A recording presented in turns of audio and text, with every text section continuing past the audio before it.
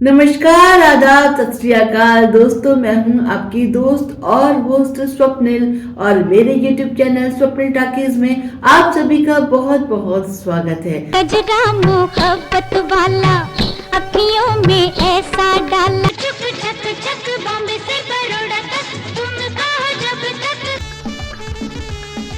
तेरा देवर दीवाना। अरे जिसकी बीवी मोटी उसका भी बड़ा नाम है। दोस्तों, मैंने अभी अभी जितनी भी क्लिपिंग्स आपको दिखाई उन सब में एक कॉमन फैक्टर है, आपने नोटिस में लिया कि नहीं? उन सब में एक खास बात यह है कि या तो लड़कियां लड़कों की पोशाक पहनकर एक्टिंग कर रही हैं या फिर लड़के लड़कियों की पोशाक पहनकर। वैसे आजकल ये बड़ा कॉमन हो गया है। लाफ्टर चैंपियंस में या इस तरह के शोज में हम अक्सर देखते हैं कि लड़के लड़कियों के लिबास पहनकर एक्टिंग करते हैं, लोगों को हंसाने के लिए, कॉमेडी क्रिएट करने के लिए।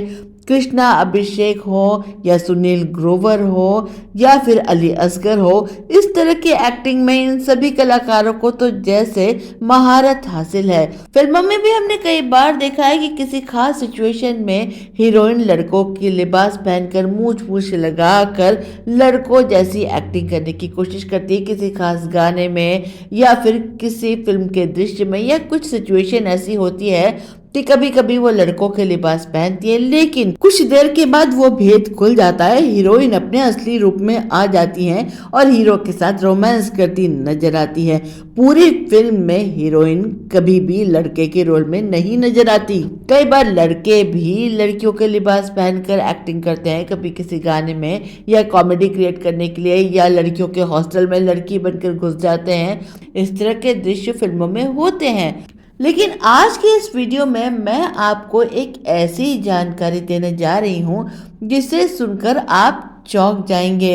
एक सुपरहिट टॉप की नायिका जिन्होंने एक फिल्म में एक पुरुष किरदार का रोल किया था और किसी खास सिचुएशन के लिए नहीं बल्कि पूरी फिल्म में ही वो पुरुष बनी थी। जी हाँ, इस अदाकारा ने एक मेल कैरेक्टर प्ले किया था और ये कोई कैरेक्टर एक्ट्रेस या कोई पार्ट टाइम एक्ट्रेस नहीं थी बल्कि उस वक्त की सुपर स्टार थी।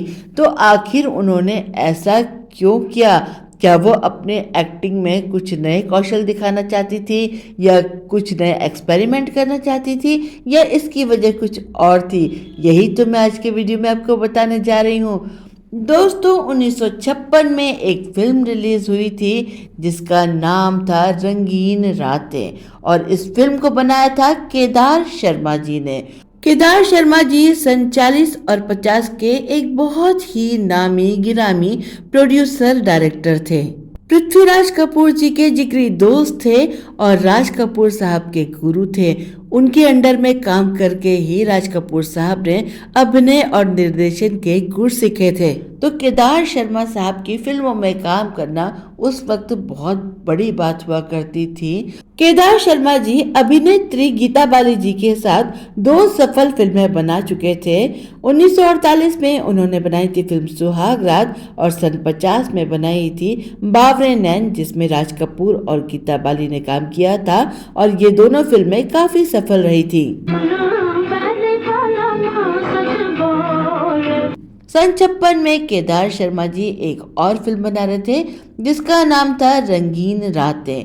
इस फिल्म के लिए भी वो गीता बाली जी को ही कास्ट करना चाहते थे लीड रोल में, लेकिन गीता बाली जी की कुछ और व्यस्तताएं थी उस वक्त और उन्होंने इस फिल्म के लिए मना कर दिया था।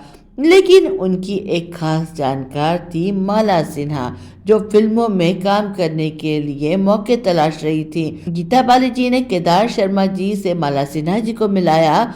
माला सिन्हा जी को केदार शर्मा जी ने इस फिल्म के लिए एज ए हीरोइन कास्ट कर लिया। अब इस फिल्म के हीरो थे शम्मी कपूर। अब यहाँ मैं ये बात भी आपको बताना चाहूंगी कि सन 1955 में गीता बाली जी और शम्मी कपूर जी ने आपस में विवाह कर लिया था। ये फिल्म रिलीज हुई थी सन 56 में। तो जिन दिनों इस फिल्म की शूटिंग चल रही थी, गीता बाली जी और शम्मी कपूर साहब पति पत्नी बन चुके थे। अब शम्मी कपूर साहब माला सिन्हा जी के साथ काम कर रहे थे, लेकिन अब गीता बाली जी शम्मी कपूर जी के साथ ज्यादा से ज्यादा वक्त बिताना चाहती थी। केदार शर्मा जी से गीता बाली जी ने रिक्वेस्ट की कि इस फिल्म में मुझे भी कोई रोल दे दीजिए ना। केदार शर्मा जी ने कहा कि भाई फिल्म की शूटिंग शुरू हो चुकी है, सभी कलाकार अपने अपने रोल में सेट हो चुके हैं। नायिका के रोल में मैंने तुमसे बात की थी लेकिन तुमने मना कर दिया। अब माला सिन्हा इस फिल्म में काम कर रही हैं, इस फिल्म में मैं तुम्हें कौन सा रोल दूं? गीता बाली जी पीछे पड़ गई कि मुझे कोई भी काम चाहिए इस फिल्म में, बस मैं इस सेट पे रहना चाहती हूँ, मुझे काम करना है शम्मी कपूर के साथ। अब केदार शर्मा जी धर्म संकट में पड़ गए कि कौन सा रोल दे गीता बाली को। हालांकि वो गीता बाली को बहुत पसंद करते थे, वो बहुत अच्छी अभिनेत्री थी, लेकिन इस फिल्म में अब उनके लिए कोई रोल ही नहीं था। लेकिन जब गीता बाली बहुत पीछे पड़ी तो उन्हें टालने के लिए केदार शर्मा जी ने कहा कि अब तो फिल्म में सिर्फ एक रोल बचा है, हीरोइन के भाई का, तुम करोगे क्या? गीता बाली जी ने कहा कि हाँ, मैं यही रोल करूंगी। केदार शर्मा जी को लगा कि शायद गीता बाली मजाक कर रही हैं, लेकिन वो तो सीरियस थी। उन्होंने कहा कि मुझे इस फिल्म में काम करना है, कोई सा भी रोल मैं कर लूंगी, मैं लड़के का रोल भी करूंगी, हीरोइन के भाई का रोल मैं करूंगी। उनकी इस तरह से पीछे पड़ने के बाद केदार शर्मा जी से मना करते नहीं बना। उन्होंने कहा कि ठीक है, करना चाहती हो तो कर लो। और वाकई गीता बाली जी ने इस फिल्म में एक मेल कैरेक्टर प्ले किया है। गुल्लू नाम का एक किरदार इस फिल्म में था जो हीरोइन के भाई बने हैं, वो रोल गीता बाली जी ने प्ले किया है। पैंट शर्ट पहने, मूछे वूछे लगाई हैं और पूरी फिल्म में वो मेल कैरेक्टर में ही नजर आई हैं। गुलाब आज कमला खुशार आंखों पे उठा ले। सच में देवी हो कमला भाभी।